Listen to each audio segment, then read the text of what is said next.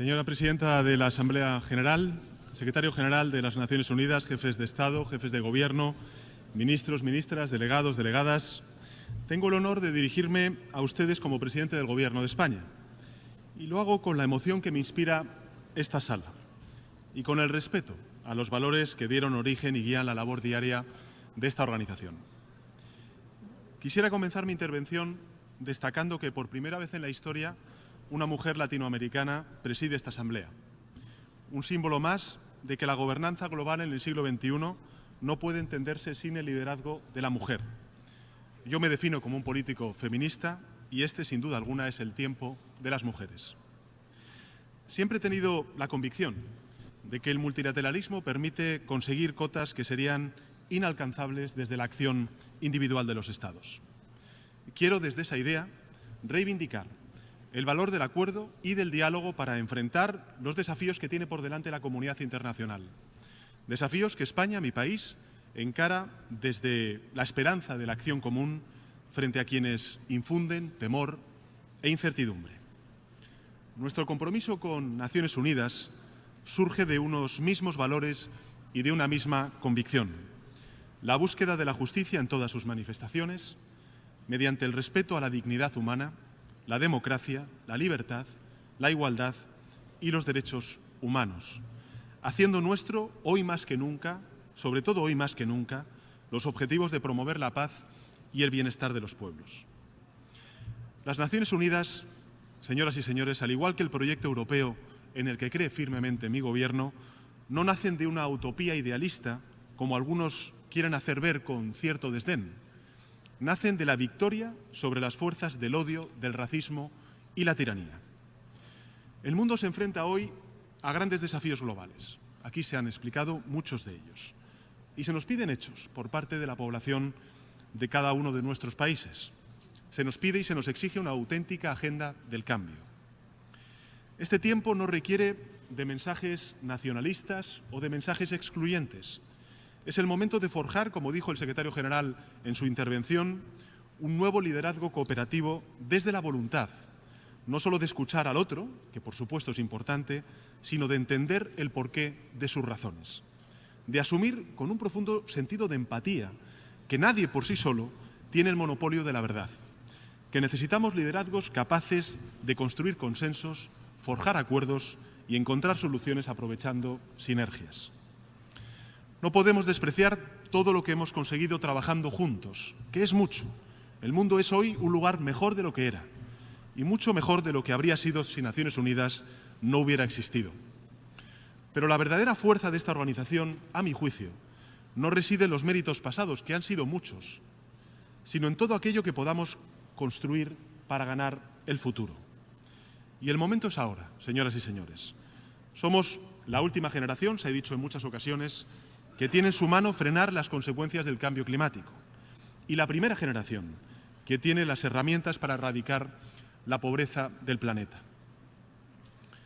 No se trata de ver obstáculos en consecuencias, sino oportunidades. Se trata de convertir el cambio en un catalizador para alcanzar el desarrollo sostenible. Y este no es un ideal, es una auténtica necesidad, como se ha compartido por parte de muchísimas intervenciones que me han precedido en el turno de la palabra.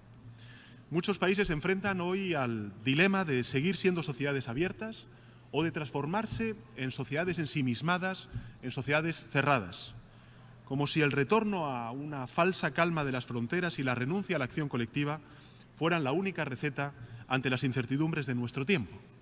Y ya sabemos a dónde conducen esas ideas. Es, por tanto, el momento de mirar más allá de lo que nos dicta la inmediatez de un tiempo en el que todo parece acelerarse de repente. Dejemos atrás la década perdida de la crisis económica y la desigualdad creciente que sufren nuestras sociedades. Nuestro compromiso tiene nombre, tiene fecha, tiene metas. Es la Agenda 2030 para los objetivos del desarrollo sostenible en los que está completamente comprometido el Gobierno de España. De Kofi Annan, a quien hoy quiero rendir tributo con mis palabras, aprendimos muchas cosas, pero una de ellas me gustaría compartirla con todos ustedes. Aprendimos que los derechos humanos, el desarrollo económico y social y la seguridad se alimentan de forma recíproca. Y quiero apelar a estos ejes desde una concepción de partida. Y es que debemos situar la dignidad del ser humano en el centro de nuestra acción pública, de nuestra acción política. Los principios que nos trajeron a este momento de nuestra historia no están ni estarán nunca en retirada, sino más vigentes que nunca. Y ahí va a estar España, ahí va a estar el Gobierno de España, en la defensa de estos valores, porque sin dignidad, sin igualdad entre hombres y mujeres, sin el respeto a los derechos humanos, no habrá paz ni desarrollo en el mundo. Como Estado miembro del Consejo de Derechos Humanos de Naciones Unidas hasta el año 2020, apoyamos las iniciativas que refuercen la capacidad del Consejo y de la Alta Comisionada de Naciones Unidas para los Derechos Humanos. Y tenemos además la fortuna de quien ejerce esa responsabilidad hoy en día sea alguien de la talla política y de la calidad humana de la chilena Michelle Bachelet. La Declaración Universal de Derechos Humanos, de la que celebramos su 70 aniversario, nos ofrece el marco de referencia para seguir avanzando. Señora presidenta, no hay mayor injusticia que aquella que define lo que un ser humano será o no en la vida dependiendo de que nazca hombre o de que nazca mujer.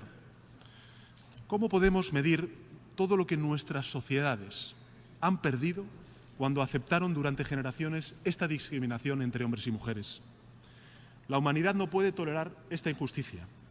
Debemos desarrollar una auténtica hoja de ruta global para erradicar todas las discriminaciones que todavía, a día de hoy, en las sociedades del siglo XXI, en el mundo del año 2018, sufren las mujeres por el hecho de ser mujeres. Ya se llame la violencia de género, ya se llame la trata de mujeres o la mutilación genital. Cuenten, en este sentido, con el compromiso inequívoco de España para lograrlo. El Gobierno que presido, señoras y señores, tiene el 60% de mujeres porque aspira a liderar desde el ejemplo. Porque la batalla que se libra en las sociedades, en la educación y en la sociedad, tiene mucho que ver con la igualdad de género. Liderazgo allí donde las inercias siguen construyendo techos de cristal, por calificarlo de una manera benigna. Por eso quiero felicitar públicamente al secretario general por haber logrado la paridad entre hombres y mujeres en su equipo directivo y de gestión por primera vez en la historia de Naciones Unidas. España, señoras y señores, seguirá impulsando la agenda Mujeres, Paz y Seguridad y la participación de la mujer como agente de paz, a nuestro juicio, en todas y cada una de las fases de los conflictos, resulta clave para su resolución. Seguiremos también apoyando la indiscutible labor de ONU Mujeres, a cuya creación contribuimos muy activamente, siendo el primer país donante que estableció un marco de asociación con esta organización. Y nos hemos sumado, como Gobierno, además al círculo de liderazgo que impulsa el secretario general para combatir la explotación y los abusos sexuales en las operaciones de Naciones Unidas. Es imprescindible promover una cultura de tolerancia cero en este territorio. Señora presidenta, no hay atajos ni soluciones inmediatas para enfrentar los grandes desafíos de nuestro tiempo, como son crisis que nos tocan muy de lleno y de manera muy directa a países como España, como es la crisis de los refugiados y la crisis de las migraciones. La humanidad no puede aceptar como algo inexorable que 68 millones de personas estén desplazadas de forma forzosa en el mundo, de los cuales más de 25 millones son refugiados y más de 3 millones demandantes de asilo. En este periodo de sesiones, la Asamblea General adoptará algo muy importante para este Gobierno, que es el Pacto Mundial para los Refugiados. Y este, a nuestro juicio, es un gran salto adelante, que queremos aplaudir. Debemos trabajar estrechamente con el Alto Comisionado de Naciones Unidas para los Refugiados y reconocer la situación que este drama provoca sobre todo en los países receptores, sobre todo sabiendo que el 85% del total de refugiados y refugiadas y demandantes de asilo se concentran en países que están en vías de desarrollo. Empatía y compromiso con esos estados y, por encima de todo, justicia y reparto equitativo de esta responsabilidad en la que todos tenemos la obligación de ayudar y, desde luego, España en ello está. Señora presidenta, España ha sufrido los embates de la crisis económica como pocos estados en la Europa occidental. Y pese a ello, a mí me gustaría compartir con todos ustedes que la inmensa mayoría de la sociedad española jamás ha dado la espalda al drama migratorio. Y me siento orgulloso de ello. Y me gustaría subrayarlo. Me siento orgulloso de una sociedad que no se ha dejado radicalizar al calor de un discurso xenófobo y basado en la cultura al miedo al diferente. Quizás, señoras y señores, tenga mucho que ver con el recuerdo de nuestra historia como país. Fuimos país de migrantes y de refugiados también. Y por ello no vamos a escapar de nuestros compromisos internacionales. Y si acogemos un barco a la deriva en el Mediterráneo con 630 seres humanos, es tanto porque la legislación internacional lo exige como porque es un imperativo moral al cual España quiere dar respuesta. España da la bienvenida al Pacto Mundial para una migración segura, ordenada y regular que deberá ser aprobada en un país hermano con el que compartimos tantas cosas como es Marruecos, en Marrakech, el próximo mes de diciembre. Cuando la migración, señoras y señores, es segura, ordenada y regular, es posible beneficiarse de sus aspectos positivos. Y frente a la imagen de países fortalezas, de narrativas excluyentes y xenófobas, el Gobierno de España y nuestro país reivindica las ideas de solidaridad, de humanidad y de respeto. Y desde España sabemos bien lo que representa este desafío. Somos, a fin de cuentas, un país de origen, de tránsito, de destino y de retorno. Defendemos una política migratoria cuyo objetivo último sea abordar las causas profundas de la migración, como la pobreza, como la degradación ambiental o como la ausencia de expectativas para muchísimos jóvenes del mundo. En última instancia, deberíamos aspirar a que la decisión de emigrar sea una opción libre y no una necesidad. Esta política, a mi juicio, al juicio del Gobierno de España, pasa por el diálogo y la cooperación con los países de origen y de tránsito, especialmente con África. Y en ello estamos haciendo un trabajo como Gobierno de España y también como Unión Europea importante. Señora presidenta, hay muchas formas de pobreza, muchas formas de pobreza. Permítanme que señale la inmoralidad, a nuestro juicio, de la pobreza infantil y la que afecta a las mujeres.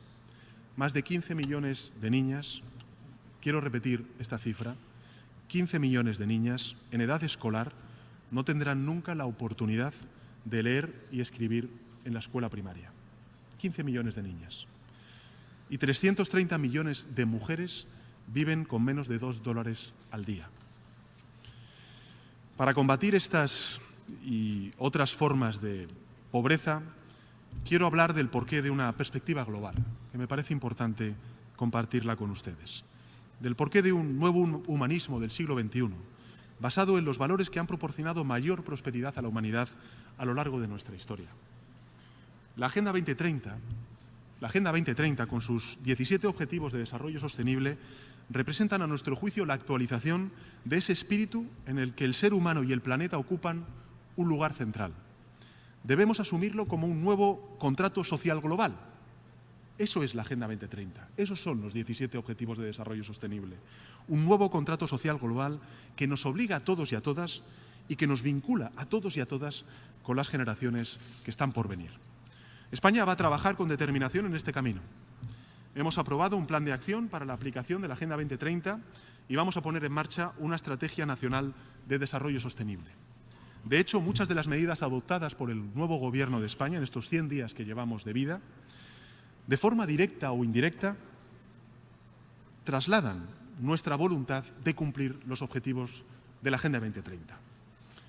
Luchar contra la violencia de género, medidas contra la pobreza infantil que hemos implementado en el Gobierno de España, contra la pobreza energética, por recuperar la universalidad de la sanidad pública en nuestro país, las políticas de becas para fomentar la igualdad de oportunidades entre los jóvenes de nuestro país y mejorar los derechos laborales, son, en resumidas cuentas, acciones que entran de lleno y están alineadas con la Agenda 2030.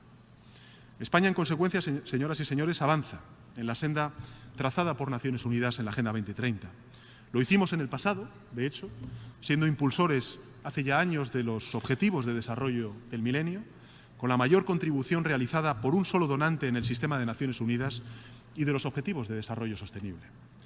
También creamos hace años el Fondo de Cooperación para el Agua y el Saneamiento para América Latina y Caribe, destinando más de 800 millones de euros. Pero nada de todo lo dicho hasta el momento tiene sentido si no atajamos la gran amenaza de nuestra generación, que no es otra que los efectos del cambio climático. Les hablo desde un país, España, en el que el 40% el 40% de su superficie está amenazada por la desertificación. Por tanto, tenemos que dar esta batalla a todos los niveles. Eso supone atender los efectos inmediatos, pero también y sobre todo atender las causas estructurales que intensifican este cambio climático que estamos viviendo. Por eso somos conscientes de la necesidad de emprender una descarbonización controlada de nuestra economía. Ayer anuncié que España se sumará a la coalición para la neutralidad del carbono y con ello nos comprometemos a poner en marcha estrategias a medio y largo plazo con objetivos ambiciosos de reducción de emisiones de CO2, de gases de efecto invernadero, que nos permitan dar pleno cumplimiento al Acuerdo de París. Y es que resulta inaplazable poner en marcha el proceso de transición ecológica justa para sentar las bases de un cambio en nuestro modelo productivo en el que está comprometido el Gobierno de España. Nuestro futuro, señoras y señores, pasa por las energías renovables, por las tecnologías limpias, y solo desde esta perspectiva se podrá compaginar el bienestar material con la justicia social y con la sostenibilidad ambiental. También quiero compartir con ustedes que vamos a participar de manera activa y de manera constructiva en la COP24 que se va a celebrar en Polonia en este año y, por supuesto, también en la Cumbre de Cambio Climático que va a organizar el Secretario General de Naciones Unidas el año que viene y que esperamos sea un éxito. Desde luego, España va a contribuir de manera constructiva y activa en su consecución. Tenemos, en definitiva, señoras y señores, que ser capaces de avanzar en el cumplimiento del Acuerdo de París y estas reuniones ofrecen, a nuestro juicio, la ocasión para avanzar y lograr nuestros objetivos. Señora presidenta, nos corresponde también avanzar en la seguridad, pero una seguridad centrada en el ser humano. Hemos tardado mucho, a mi juicio, y me gustaría compartirlo con todos ustedes, hemos tardado mucho en aprender que la seguridad es mucho más que un concepto ligado a la defensa, en el sentido militar del término, que encuentra, en definitiva, el concepto de la seguridad, su razón de ser, no tanto en la ausencia del conflicto, sino en la garantía de que el ser humano puede ejercer su libertad. El terrorismo continúa siendo una de las principales amenazas contra esa libertad que reivindico. Un fenómeno que no nace de un presunto choque de civilizaciones, como se defendió hace ya unas décadas. Hay pocos ámbitos en los que la cooperación, el multilateralismo que está aquí representado en la Asamblea de Naciones Unidas y el liderazgo cooperativo, colaborativo, al que apeló y reivindicó el Secretario General de Naciones Unidas en su intervención, pueden dar más y mejores frutos. La lucha contra las redes de financiación, la lucha y la cooperación policial y judicial a nivel internacional o el intercambio de información e inteligencia son aspectos fundamentales que estoy convencido todos los que estamos aquí presentes compartimos. Pero también es imprescindible combatir el eco del odio y la violencia en todos y cada uno de los foros en los que participemos. Debemos hacer todo lo posible para evitar que nuestros jóvenes caigan presos del fanatismo y de discursos radicales y excluyentes.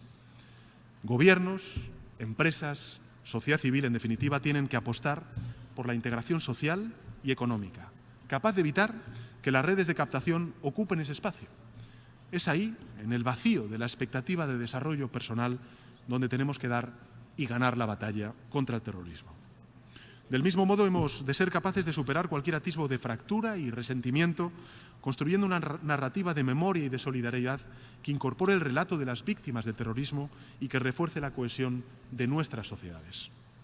Invertir, en definitiva, señoras y señores, en educación, en la juventud, adoptar un enfoque integrador en la cuestión migratoria y dar herramientas a los medios de comunicación para combatir los discursos del odio que están muy presentes en el debate público global y luchar contra los estereotipos resultan esfuerzos sin duda esenciales. Esas son precisamente las áreas de acción de la Alianza de Civilizaciones, un instrumento de diálogo entre culturas y religiones que el Gobierno de España defiende.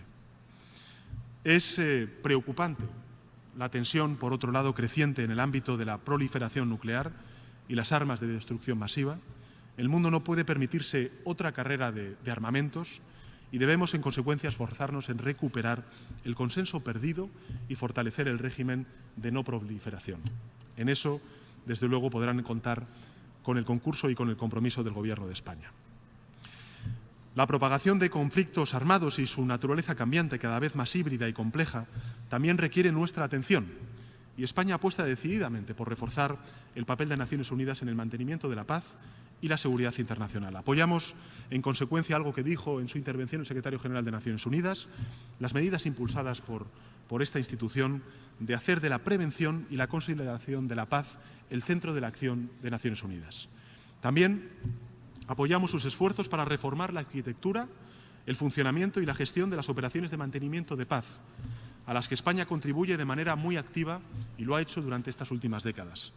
Para que se hagan una idea, a lo largo de estos años han sido más de 160.000 soldados españoles los que han participado, creo que con lealtad, con compromiso y con el concurso y la empatía de mucha de la población a la cual han servido fuera de nuestras fronteras en las operaciones de mantenimiento de la paz de la Organización Naciones Unidas. Y en coherencia con ello, España suscribió la declaración de compromisos compartidos sobre las operaciones de mantenimiento de la paz impulsados por el secretario general. Pero no es suficiente solo con prevenir, mantener y consolidar la paz, sino que allí donde el conflicto se produce debemos actuar. Y por tanto reivindicamos la aplicación y el respeto del derecho internacional humanitario de tal manera que su violación nunca quede impune. Apelo en consecuencia a la justicia para perseguir y enjuiciar a quienes cometen crímenes de guerra, genocidio y lesa humanidad, y el trabajo en consecuencia de la Corte Penal Internacional en este sentido es, a nuestro juicio, irreemplazable. Hay que reivindicarlo. Y hago también un llamamiento a la responsabilidad de los Estados y de la comunidad internacional de proteger a las poblaciones civiles. Y esto me parece que es importante subrayarlo en esta Asamblea. España apoya de manera decidida la iniciativa de Francia y de México para limitar el uso del veto en el caso de atrocidades masivas. Catástrofes humanitarias como las de Siria o como las de Irak nos recuerdan el precio a pagar por no llegar a tiempo. Señora presidenta, para que el sistema multilateral sea eficaz, creo que necesitamos renovarlo y reforzarlo. Y este es un debate recurrente en el seno de esta Asamblea, porque así estaremos defendiendo aquello en lo que creemos, que es el multilateralismo. Apoyamos en consecuencia decididamente la reforma del sistema de Naciones Unidas, impulsada por el secretario general.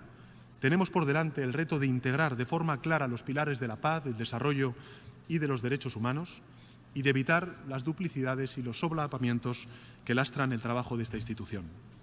Tenemos que reconquistar, y esto me gustaría también hacer una reflexión ante todos ustedes, tenemos que reconquistar a la opinión pública. Esto me parece vital, ganarnos el favor de la ciudadanía, en la que ha crecido, reconozcámoslo, un cierto escepticismo acerca de una organización que no puede vivir solamente de los réditos de la historia, que han sido importantes, muchos, y que tenemos que reivindicar, pero que tiene que encarar con ambición la tarea de seducir a las nuevas generaciones. Toda nuestra fuerza descansa en aquello que Naciones Unidas es capaz de proyectar al mundo. Por ello, creo que es muy importante, fundamental, la máxima ejemplaridad. Estar a la altura de quienes representan lo mejor de ella misma, que son sus trabajadores, sus trabajadoras que están en las zonas de conflicto. A todos ellos y a todas ellas, a quienes ponen cara al trabajo diario sobre el terreno, mi reconocimiento sincero. El desafío del descrédito de la política también se juega en el ámbito multilateral. Tenemos que ganar esa batalla y la tenemos que hacer frente a quienes extienden la sombra de la incertidumbre con un solo propósito, que es la de sembrar la duda en la labor de las organizaciones internacionales como Naciones Unidas. Somos, en este sentido, un aliado fiable para esta causa. Señora presidenta, hay dos asuntos en el marco de Naciones Unidas que deseo también traer a colación para ir acabando mi intervención. El primero es Gibraltar. En relación con Gibraltar, la posición de España es conocida y se alinea con la doctrina de Naciones Unidas y es bien conocida por la Asamblea de Naciones Unidas.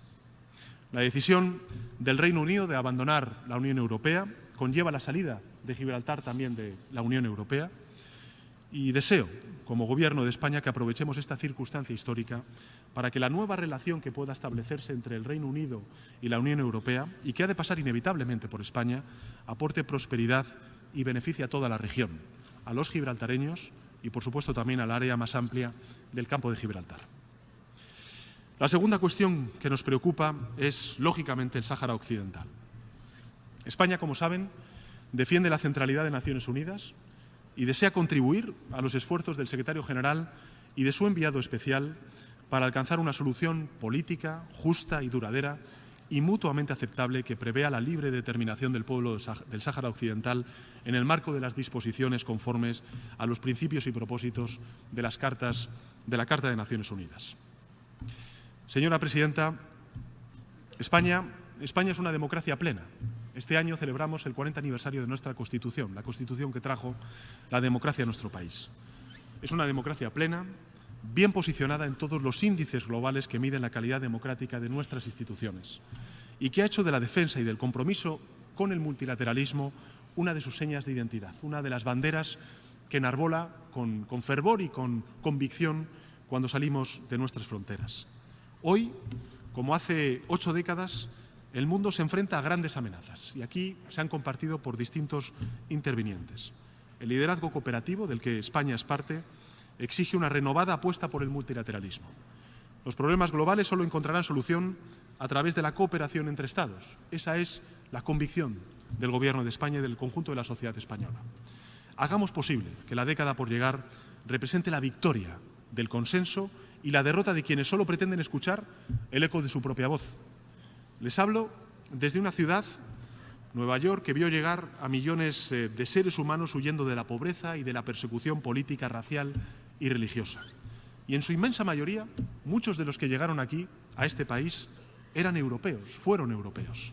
Hoy, desde las 2 orillas del Atlántico Norte, un velo de amnesia colectiva se extiende sobre el recuerdo de lo que fuimos y de lo que somos. En definitiva, somos pura diversidad. Como dijera un gran poeta español del exilio, León Felipe, le cito textualmente, lo que importa no es llegar solos y los primeros, sino llegar todos y todas juntos y a tiempo. Nada define mejor los objetivos de Naciones Unidas que la vitalidad de la Agenda 2030. Nos muestra el horizonte de esperanza de esta década que tenemos que ganar para llegar, por fin, como decía el poeta, juntos y juntas y a tiempo, sin dejar a nadie atrás. Que así sea. Muchas gracias.